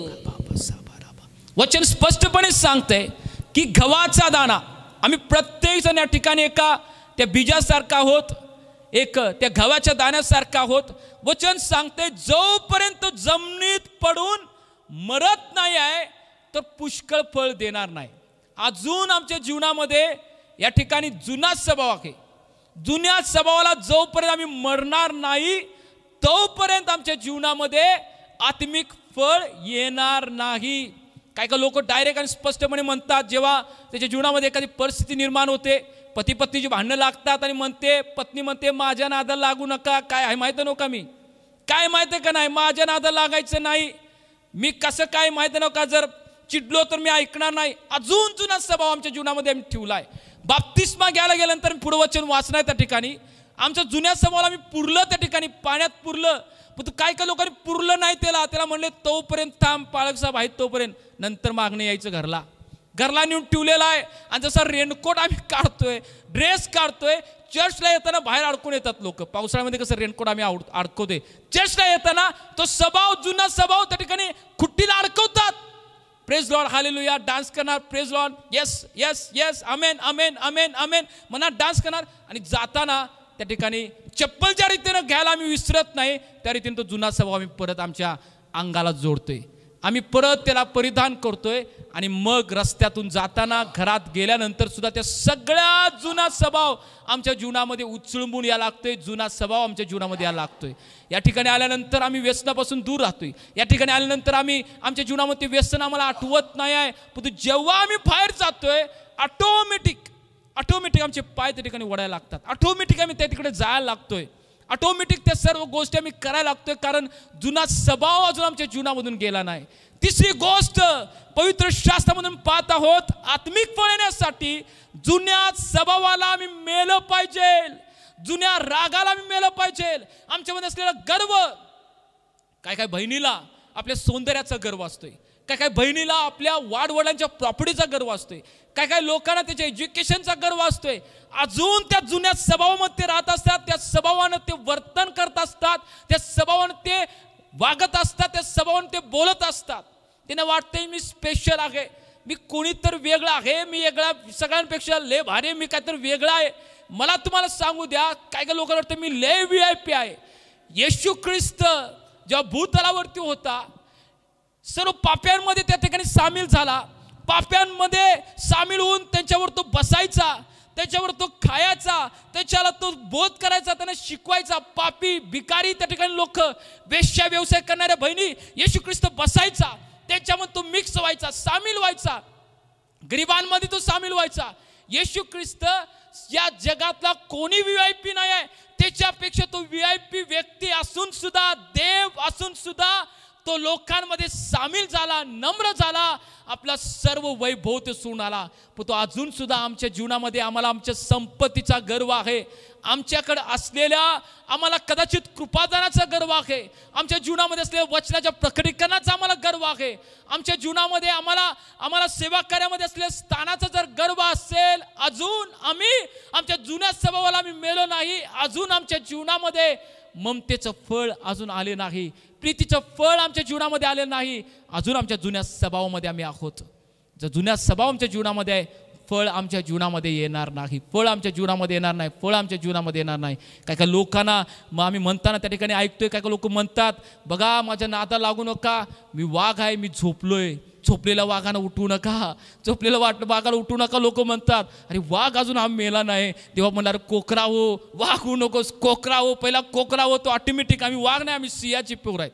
येऊदा आमचा परमेश्वर येशू, त्याची आम्ही लेकरं आहेत. आमच्या स्वभावाला आम्ही मेलं पाहिजे, आमच्या जुन्या स्वभावाला जोपर्यंत मरत नाही, आमच्या जीवनातून फळ येणार नाही. वचन स्पष्टपणे सांगते योहान 12:24 मध्ये, गव्हाचा दाना जमिनीत पडून जर मरत नाही तो पुष्कळ फळ देऊ शकत नाही. जुन्या स्वभावाला आम्ही मोरूया, जुन्या स्वभावाला मोरूया. काय काय लोकांना चोरी करायचा स्वभाव असते, चर्चमध्ये येतात, जाताना इतरांचं चप्पल चोरून घेऊन जातात, त्याचा स्वभाव अजून बदलला नाही, जाता जाता आपल्या तुटले चप्पल ठेवून जाणार, कोणाचं चांगलं चप्पल घालून जाणार. आमचा जुना स्वभाव अजून बदलला नाही आहे. जुना स्वभाव बदलायचा आम्हाला, आत्मिक फळ येण्यासाठी जुन्या स्वभावाला त्या ठिकाणी मोरूया. जुन्या आमच्या गर्वाला काढूया, आमच्या प्रौढीला काढूया, आमच्या मीपणाला काढूया, आमच्या प्रतिष्ठेला काढूया, आमच्या जीवनामध्ये असलेल्या प्रत्येक गर्वाला आम्ही खाली करूया. आम्ही जुन्या स्वभावाला मरूया. जोपर्यंत जुन्या स्वभावाला मरणार नाही, आत्मिक फळ त्या ठिकाणी येणार नाही. वचन सांगते गव्हाचा दाना जमिनीत पडून मेला नाही तर तो पुष्कळ फळ देणार नाही. आम्ही मोरूया, आम्ही मोरूया, आमच्या जुन्या स्वभावाला मोरूया. गलती करास याचा 5वा अध्याय 24 वचन काय सांगते? गलती करास 5वा अध्याय 24 वचन, जे ख्रिस्त येशूचे आहेत त्यांनी विकार व वासना यांच्यासह देह स्वभाव वधस्तंभावर खिळला आहे. यस, पौल देवाचे महान सेवक अद्भुत रीतीने हे वचन या ठिकाणी सांगतात. जे ख्रिस्त येशूचे आहेत, वचन काय लिहिले, सुरुवात या ठिकाणी केलेली आहे, जे ख्रिस्त येशूचे आहेत. आम्ही ख्रिस्ती आहोत हो, आम्ही येशू ख्रिस्ताचे लोक आहोत हो, आम्ही येशूचं नाव घेतोय हो, आम्ही येशूची गीतं गाते हो, आम्ही येशूचा प्रचार करतो हो, आम्ही येशूविषयी असं सांगते हो, आम्ही येशूचे लोक आहोत. पण देवाचं वचन वेगळंच सांगते की जे कोण येशू ख्रिस्ताचे आहेत असे जे म्हणतात स्वतःला, त्या प्रत्येकाने आपलं विकार आणि आपल्या वासना याच्यासह, आपल्या विकार, आपल्या देहाच्या वासना, आपले जे प्रत्येक पाप, आपला प्रत्येक जुना स्वभाव देह स्वभावासह, वचन सांगते देह स्वभावासह वधस्तंभावर मारलेला आहे.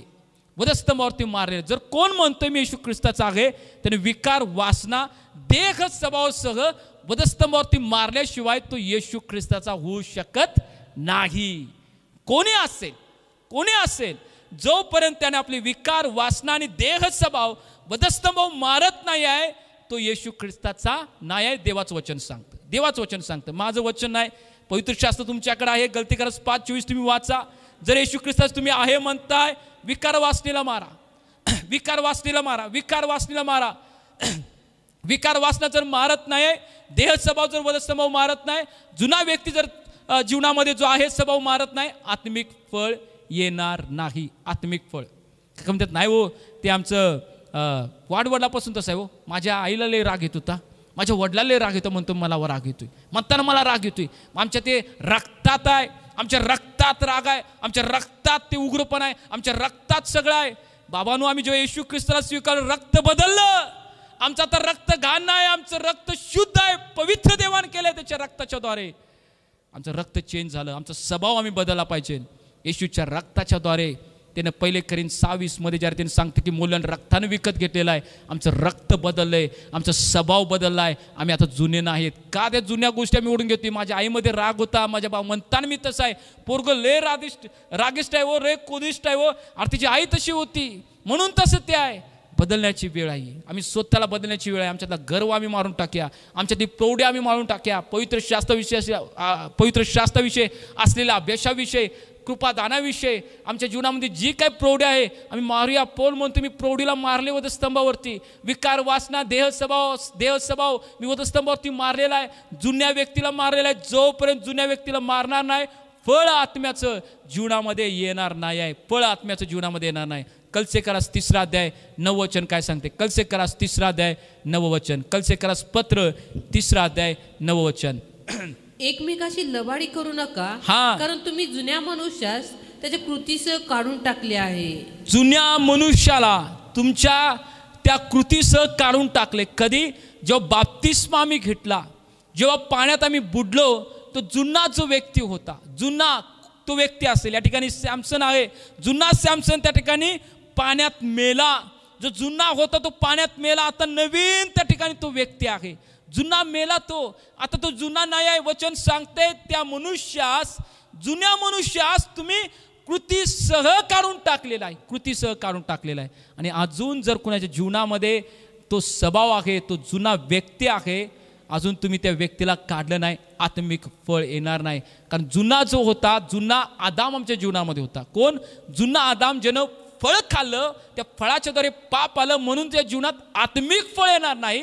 पण तो दुसरा जो आदाम आहे, आपलं जीवन त्यानं वधस्तंभावरती मारल्यामुळं, आपलं वधस्तंभावरती जीवन दिल्यामुळं, आमचं पाप त्यानं ते घेतल्यामुळं, जर त्याच्या जीवनातून आत्मिक फळं आमच्या जीवनामध्ये येण्यासाठी तो कारणीभूत ठरला, तो दुसरा आदाम आमच्या जीवनामध्ये असू दे. किती लोकांच्या जीवनामध्ये पहिला आदाम आहे आणि किती लोकांच्या जीवनामध्ये दुसरा आदाम आहे. वचन सांगतो रोमकराच्या पत्रामध्ये, दुसरा आदाम मरणासाठी कारणीभूत ठरला. पहिला आदाम मरणासाठी कारणीभूत ठरला आणि दुसऱ्या आदामाद्वारे जीवन त्या ठिकाणी आलं. कारण तो प्रभू येशू ख्रिस्त आहे. जुन्या आदामाला, एदेन बागेमध्ये वसलेला त्या आदामाला पाण्यामध्ये तुम्ही बुडवले काय? आदामाचे वंशज असलेले लोक, पहिल्या आदामाचे का दुसऱ्या आदामाचे? पहिला आदाम पाप करणारा त्या ठिकाणी पाण्यात बुडवून टाकलेला आहे. आम्ही जेव्हा बाप्तिस्मा घेतला त्या पहिल्या आदामाला बुडवून टाकलेला आहे. नवीन आदामाला आम्ही घेतलेला आहे, दुसऱ्या आदामाला. तो आदाम प्रभू येशू ख्रिस्त आहे. तो जीवन देणार आहे. पौल म्हणतो ते दुसऱ्या आदामाच्या द्वारे जीवन आलं. कोणता आदाम तुमच्या जीवनामध्ये आहे? कोणता आदाम माझ्या जीवनामध्ये आहे? आम्ही तपासूया. वचन सांगते कलसीकरास 3:9 मध्ये, जुन्या मनुष्या त्याच्या कृतीसह तुम्ही काढून टाकलेला आहे. याचा अर्थ जुना स्वभाव काढून टाकलेला आहे. जुना स्वभाव. पहिला राग आमच्या जीवनामध्ये होता, आता राग आमच्या जीवनामध्ये नसला पाहिजे. आम्ही पहिला लोकांना फसवत होतो, फसवण्याची वृत्ती आमच्या जीवनामध्ये नसावी. आम्ही लबाड बोलत होतो, लबाडची वृत्ती आमच्या जीवनामध्ये नसावी. व्यसन करत होतो, व्यसनाची वृत्ती आमच्या जीवनामध्ये नसावी. जुन्या मनुष्यास त्याच्या कृतीसह आम्ही काढून टाकलेला आहे. रोम याचा 6 अध्याय 4 वचन आम्ही वाचूया. रोम याचं 6 अध्याय 4 वचन. तर मग आपण त्या मरणातील बाप्तिस्म्याने त्याच्याबरोबर पुरले गेलो, ह्यासाठी की ज्याप्रमाणे ख्रिस्त पित्याच्या गौरवाने मेल्यातून उठला, त्याचप्रमाणे आपणही नवीन प्रकारच्या जीवनात चालावे. वचन स्पष्टपणे सांगतंय, मरणातील बाप्तिस्म्याने आपण त्याच्याबरोबर पुरले गेलो. ज्या ज्या लोकांनी बाप्तिस्मा घेतला त्या लोकांनी समजून घ्या, त्यांचा जुना स्वभाव त्यांनी मारले. वचन या ठिकाणी रोमकराच्या पत्रामध्ये पौल उलगडा करून सांगतात बाप्तिस्मा नेमका काय आहे. लोकांना माहीत नाही अजून बाप्तिस्मा म्हणजे काय. लोकांना वाटते बाप्तिस्मा घ्यायचा म्हणजे काहीतरी एक धार्मिक विधी आहे म्हणून करूया. अजिबात नाही. पवित्र शास्त्र बाप्तिस्माविषयी काय लिहितं समजून घेऊया आम्ही. रोमकरा 6:4 मध्ये सांगते, अजून लोकांना बाप्तिस्म्याविषयी समजल्या नसल्या कारणामुळे गडबडीनं बाप्तिस्मा घेतलेला आहेत. घ्यायचं म्हणून गडबडीनं मला बाप्तिस्मा कधी गडबडीनं घेतलेला आहेत. म्हणून अजून त्यांना समजलं नसल्यामुळं अजून जुना स्वभाव त्यांच्या जीवनामध्ये. समजून घेतलं नाही, अभ्यास केला नाही, कदाचित देवाच्या सेवकांनी शिकवलं असेल, समजून नाही घेतलं त्यांनी. वचन स्पष्टपणे सांगते, जे मला बहीण भाऊ पाहत आहेत बाप्तिस्मा घेतलेला आहेत, परंतु अजून सुद्धा जुना स्वभाव त्यांच्या जीवनामध्ये. रोमकराच्या पत्रामध्ये पौल स्पष्टपणे सांगतात, ज्यांनी मरणातील बाप्तिस्म्याद्वारे, येशू ख्रिस्त ज्या रीतीनं मेला त्या रीतीनं आम्ही मरणातील बाप्तिस्म्याद्वारे आपण त्याच्याबरोबर पुरलो गेलो. जेव्हा आम्ही पाण्यात बुडलो, आम्ही मेलो, त्या ठिकाणी आम्हाला पुरलं. आणि वचन सांगते त्याचा ख्रिस्त गौरवात उठवला गेला. वचन सांगते जे त्याला शरीर पुनरुत्थानानंतर मिळालं, ते जुनं शरीर त्याचं नव्हतं, तर गौरवाचं शरीर त्या ठिकाणी होतं. गौरवाचं शरीर, त्याच्या महिमामय शरीर त्या ठिकाणी होतं. अद्भुत शरीर त्या ठिकाणी होतं. अद्भुत शरीर होतं. वचन सांगते त्या ठिकाणी, जसा ख्रिस्त गौरवात उठवला गेला तसेच आपण नवीन प्रकारच्या जीवनात चालावे. नवीन प्रकारच्या जीवनात चालावे. ज्या लोकांनी बाप्तिस्म्याद्वारे आपला जुना स्वभाव मारलेला आहे, जे उठलेले आहेत, ते नवीन प्रकारच्या जीवनात चालावे. जुना स्वभाव बाप्तिस्म्याद्वारे ज्या लोकांनी मारलेला आहे, नवीन जीवनात आम्ही चालावे. आम्ही नवीन जीवनात चालत आहोत काय, चालत आहोत काय. पहिला आदामाला ज्या ठिकाणी बुडवलंय त्या ठिकाणीच त्याला सोडलंय का घरी अजून आम्ही घेऊन आलेलो आहोत. अजून आमच्या घरामध्ये तो जुना आदामच आहे, पहिला आदामच आहे, ज्याने ते एदेन बागेमध्ये आपली पत्नी सांगितली म्हणून फळ खाल्लं आणि पाप केलं, देवाचं आज्ञा मोडली. तोच अजून आदाम त्या ठिकाणी आमच्या घरात आहे का दुसरा आदाम जो गौरवात उठवला गेला, ज्याच्याद्वारे नवीन जीवन आलं, कृपा आली, तो नवीन आदाम, दुसरा आदाम आमच्या जीवनात आहे. वचन सांगतं, जसा ख्रिस्त गौरवात उठवला गेला तसेच आपण नवीन प्रकारच्या जीवनात चालावे. आम्ही चालत आहोत का. जर जे लोक नवीन प्रकारच्या जीवनात चालत आहेत त्याच लोकांना बाप्तिस्मेचा अर्थ समजला आणि त्यांनाच देवाच्या वचनाप्रमाणे खरा त्यांचा बाप्तिस्माचा अर्थ त्यांनी समजून घेतल्यामुळं त्याच्या जीवनामध्ये तो बाप्तिस्मा त्यांनी टिकून ठेवलेला आहे. ज्या लोकांनी अजून बाप्तिस्माचं महत्त्व समजून घेतलं नाही, अजून जुना स्वभाव त्यांच्या जीवनामध्ये आहे, पहिलाच आदाम अजून त्याच्या जीवनामध्ये, दुसरा आदाम त्याच्या जीवनामध्ये त्या ठिकाणी आलेला नाही. दुसरा आदाम त्याच्या जीवनामध्ये आलेला नाही. दुसरा आदाम त्याच्या जीवनामध्ये आलेला. शेवटचं वचन वाचून आम्ही ठिकाणी प्रार्थना करणार आहोत. रोमकराचं 6 अध्याय आणि 6 वचन.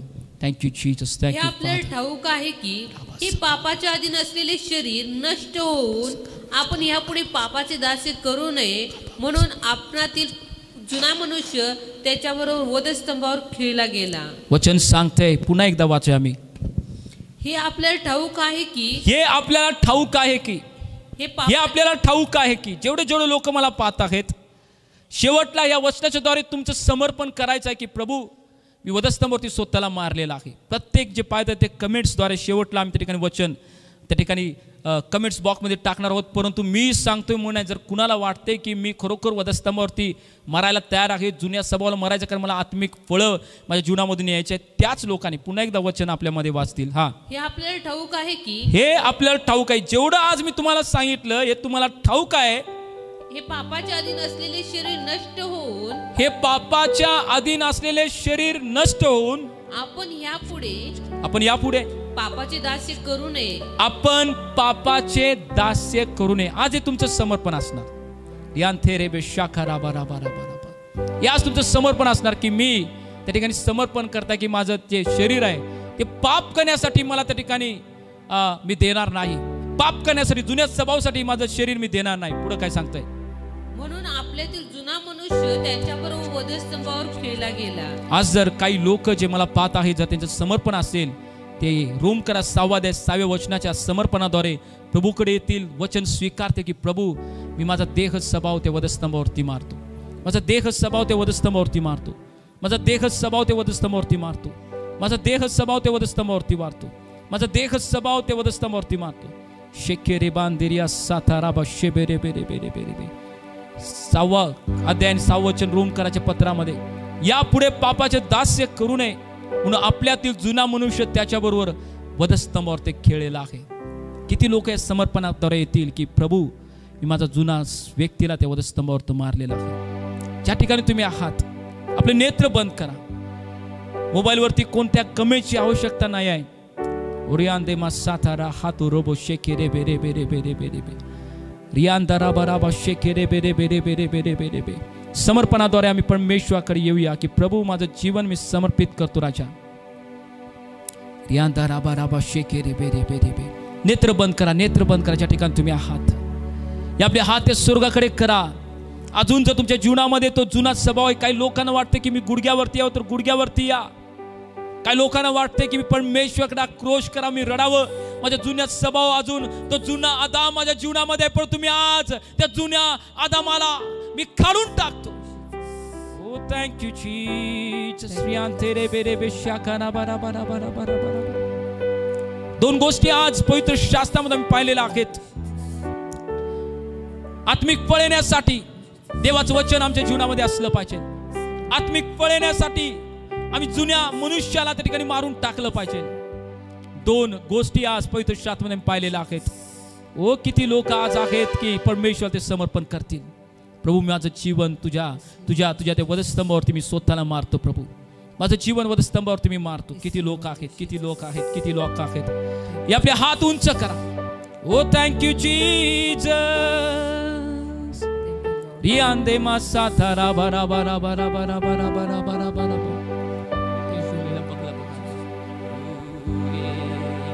We give you glory, Father.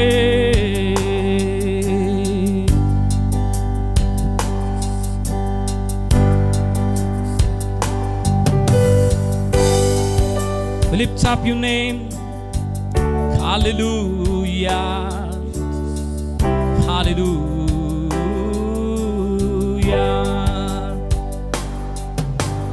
रूए पाक खुदावंद तू आ, जान जिस्म और रूह में तू बस जा. रूए पाक खुदावंदा तू आ,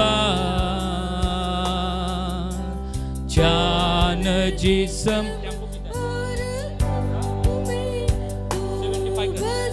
जा.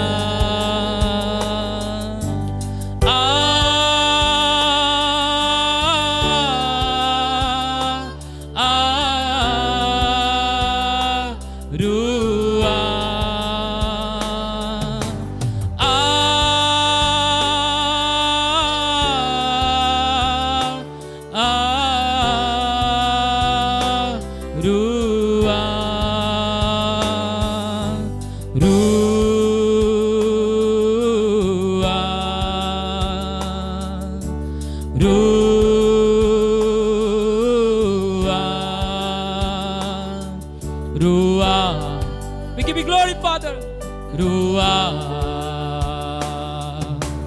बारिश होगी रूए पाक के बादल से, धुल जाएंगे मैल भी मन के अंदर से, अंदर से. बारिश होगी रूए बादल से धुल जाएंगे मैलब मन के अंदर से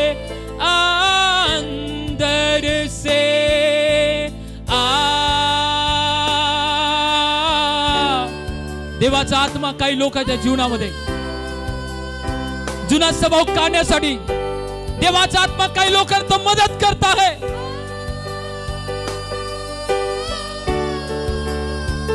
देवाचा आत्मा touch every life in the name of Jesus.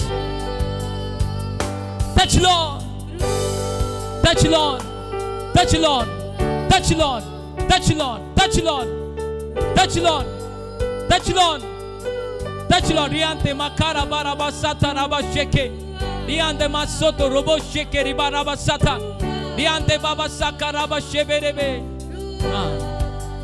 रुके सूरत में, रुके सूरत में यीशु अब आएगा, आएगा.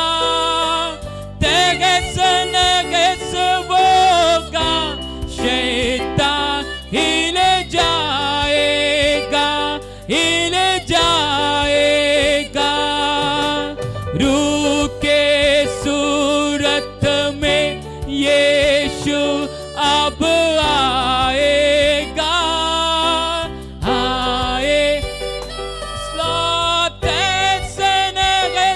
होगा, दान हिल जाएगा, हिल जाएगा.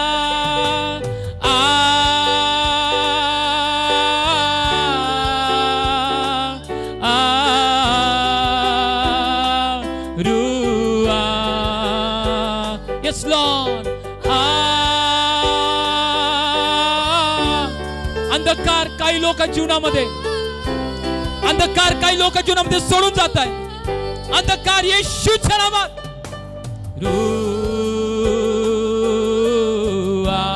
अरे एक जुना स्वभाव येशूच्या नावामध्ये, अरे एक जुना स्वभाव प्रभू येशूच्या नावामध्ये leave, leave, I command you. फसवणाऱ्या आत्म्या बाहेर पड येशूच्या नावात. रुआ बारिश होगी, बारिश होगी, रुए पाक के बादल से, बादल से.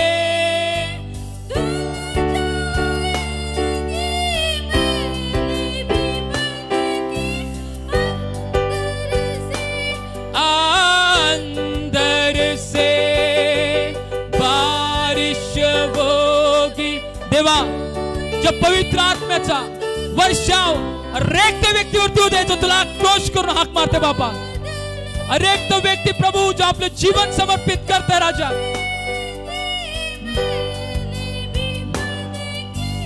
अंदर से, अंदर से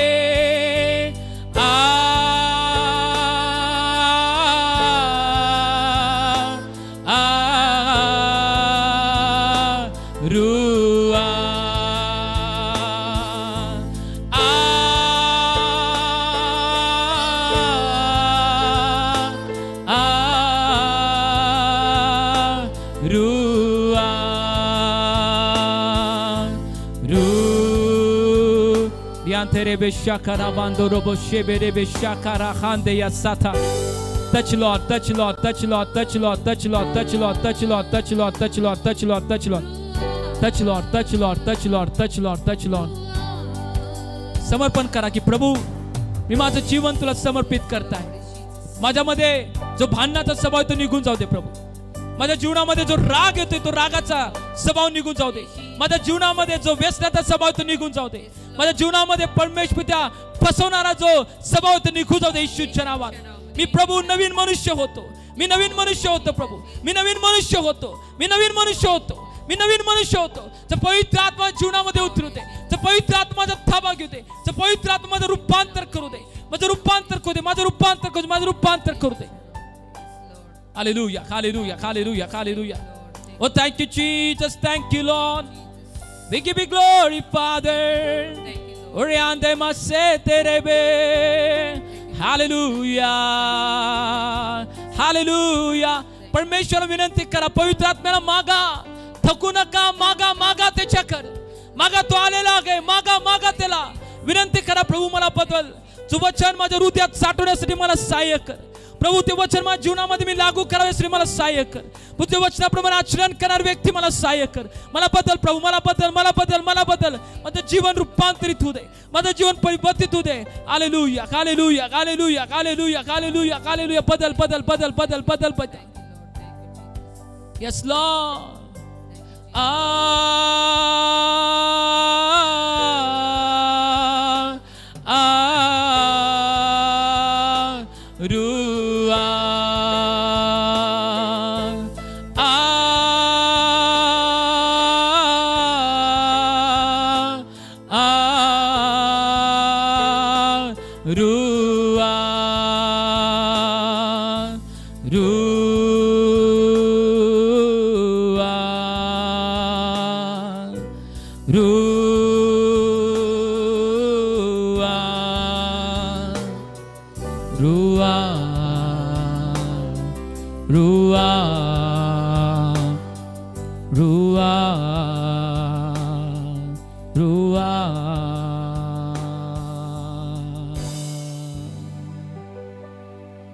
जे लोक आज समर्पणाद्वारे परमेश्वराच्या वधस्तंभाकडे ते येत आहेत, प्रभू प्रत्येकाचं ते रडणं पाहत आहे, प्रत्येकाचं समर्पण पाहत आहे, ज्याने ज्याने समर्पण केलेलं आहे. प्रभू या वेळेसाठी मी तुला धन्यवाद देतो राजा. तुझं वचन स्पष्टपणे आम्हा जवळ आले राजा.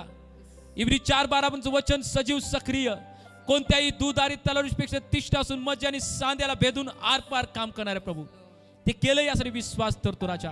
आत्मिक फळ येण्यासाठी प्रभू आम्ही आज तुझ्या पवित्र शास्त्रामधून पाहिलेलं आहे बापा. 2 वचन आमच्या जीवनामध्ये असावं आणि प्रभू आम्ही जुन्या स्वभावाला मरावं. धन्यवाद आमच्याशी बोलल्याबद्दल प्रभू.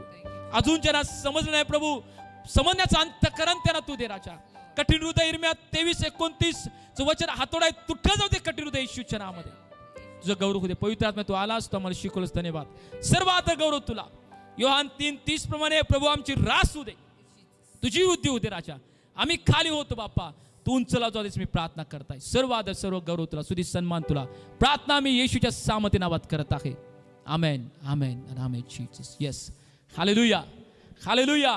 माझा विश्वास आहे की नक्कीच तुम्ही आज आशीर्वादित झालेला आहात आणि परमेश्वर प्रत्येकाशी बोललेला आहे. मी धन्यवाद देतो या ठिकाणी मीडिया टीमचं, आदित्य असेल, सॅमसन, दत्ता यांचा आभार मानतो, जे यूट्यूबच्या माध्यमातून सर्व तुमच्यापर्यंत देवाचं वचन होते त्या लेकरांनी आपले प्रयत्न केले आहेत. पॉल मिनिस्टरांनी बंधू आम्ही त्यांचं धन्यवाद देतो. वचनाची संधी दिली की तुमच्यापर्यंत देवाचं वचन घेऊन या. प्रत्येकाला मी धन्यवाद. उद्या या ठिकाणी ऑनलाईन भक्ती असेल, या ठिकाणी सुद्धा प्रार्थना असेल 7:30 वाजता. जे लोक सहभागी होऊ इच्छितात ते होऊ शकतात. परमेश्वर तुम्ही प्रत्येकाला आशीर्वाद देऊ. प्रत्येकाला प्रेज लॉर्ड.